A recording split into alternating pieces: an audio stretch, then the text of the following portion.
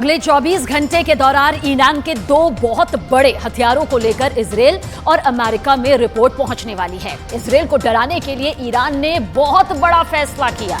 Iran ने दरअसल दो बहुत ही खतरनाक, खौफनाक वेपन सिस्टम को अब तक छुपा कर रखा हुआ था, लेकिन अचानक उन्हें सामने लाकर ईरान ने अपना इरादा साफ कर दिया।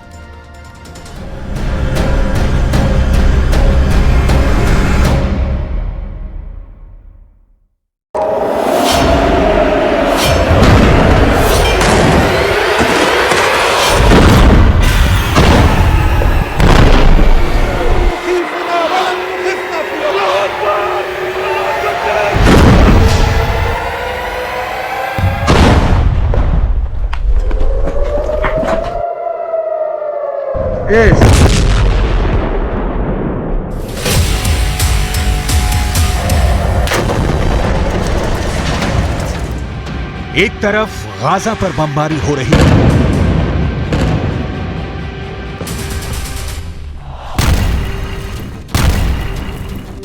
दूसरी तरफ ईरान के सुप्रीम लीडर अली खामनेई के दौरे ने इजरायल को खौफ से भर दिया है।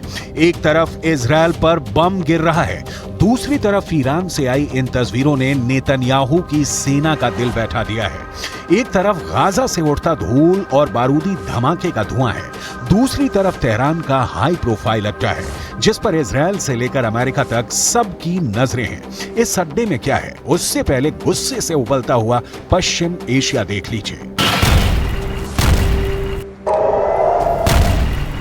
ये ईरान की राजधानी तेहरान है। इजरायल का झंडा जलाया जा रहा है।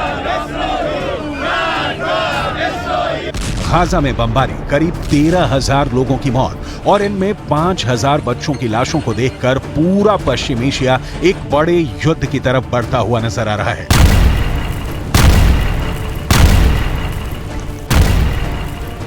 ईरान पर पब्लिक का दबाव बहुत ज्यादा है। तेहरान में रोज प्रदर्शन हो रहे हैं। यही वजह है कि ईरान के सुप्रीम लीडर अली खामनेई को उस अड्डे पर जाना पड़ा जहां ईरान के सबसे खतरनाक हथियार रखे गए हैं।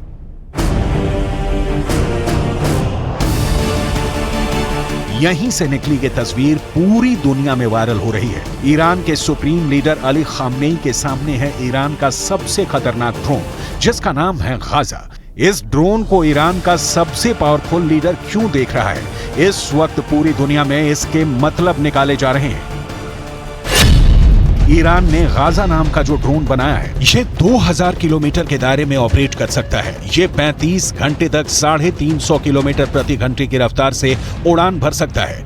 35,000 फीट की ऊंचाई तक उड़ सकता है और सबसे खास बात कि ये 13 मिसाइल लेकर उड़ सकता है। ईरान ने इस ड्रोन का नाम बहुत सोच समझ कर रखा है। 2021 में इस ड्रोन को लॉन्च करने के बाद अब इजरायल की बमबारी के बीच गाजा ड्रोन को दुनिया के सामने एक बार फिर लाना, ये ईरान की तरफ से बहुत बड़ा संदेश है। खासकर जब इसके साथ खामनेई की फोटो पूरी दुनिया में वायरल की जा रही है। लेकिन खामनेई के टारगेट पर इस वक्त अमेरिका और इजरायल से ज्यादा अरब वर्ल्ड के वो देश हैं जो इस वक्त गाजा पर बमबारी को देखकर खामोश बैठे हुए हैं। मुसलमान توی مجامع و توی اظهارات و اینها محکوم میکنن، گاهی حالا بعضی محکوم هم نمیکنن، بمباران ها رو اینها رو بعضی محکوم میکنن. این کافی نیست.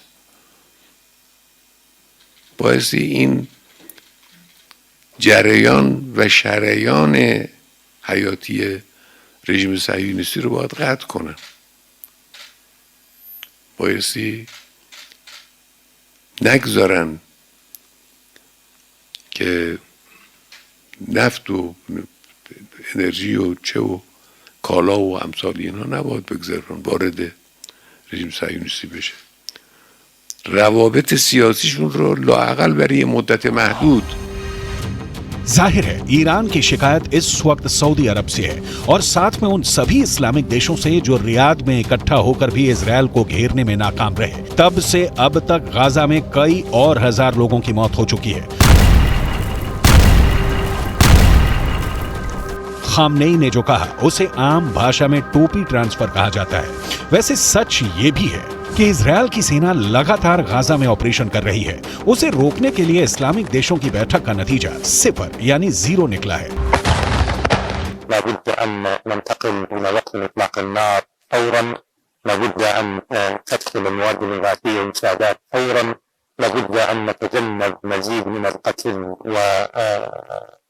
والإيذاء للمدنيين، ورأينا أعداد مهولة من المدنيين تسقط حتى الآن، وما زالنا أمام تطورات خطيرة وأزمة إنسانية بل كارثة إنسانية خارقة تستوجب تحرك دولي فاعل للتعامل معها.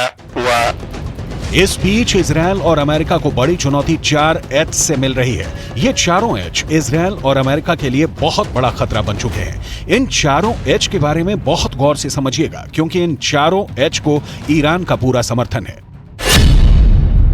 एच से हमास, एच से हिजबुल्लाह यानी लेबनान का मिलिशिया, एच से इराक का मिलिशिया हश्द अल शाबी, एच से हूथी यानी यमन का विद्रोही गुट।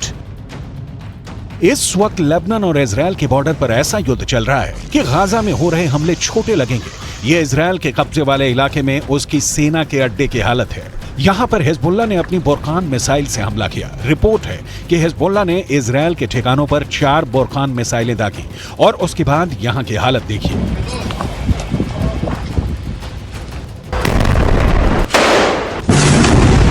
हिजबुल्लाह ने अपनी सबसे खतरनाक स्नाइपर फोर्स उतार दी है।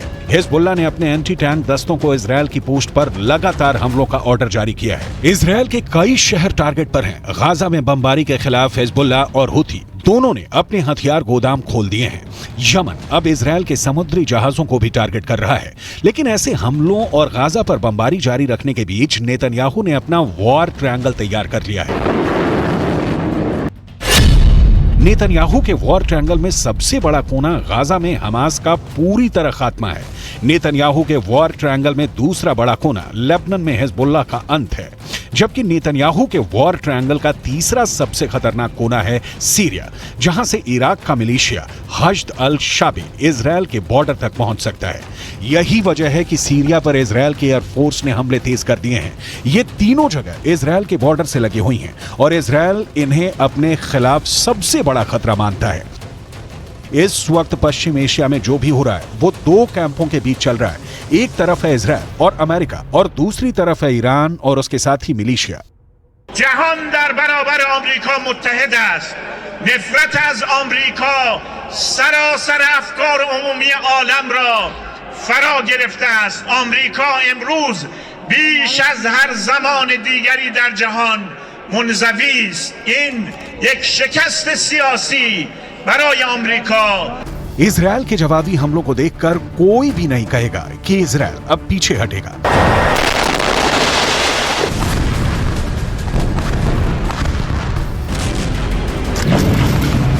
उसके रास्ते में जो आएगा इजरायल अब उसे मिटाना चाहता है, फिर चाहे वो हमास हो, हिजबुल्लाह हो, यमन हो या फिर ईरान। इजरायल का इरादा पक्का है, जो उससे टकराएगा चूर चूर हो जाएगा। इसमें कोई शक नहीं कि ईरान में इजरायल को लेकर इस वक्त बहुत गुस्सा है। ईरान के जनरल अब तक इजरायल की बमबारी को लेकर बहुत आक्रामक भाषण देते आए हैं, लेकिन इजरायल को डरा नहीं पाए। غرب آمریکا و انگلیس و آلمان و فرانسه مشخصاً و بعضی دولت‌های منافق در کنار آنان، اینها یک شکست اخلاقی عظیم را در جهان تجربه کردند. اما آنها باید بدانند هیچ یک از این اقدامات مانعی نیست، عاملی نیست برای نجات صهیونیست‌ها.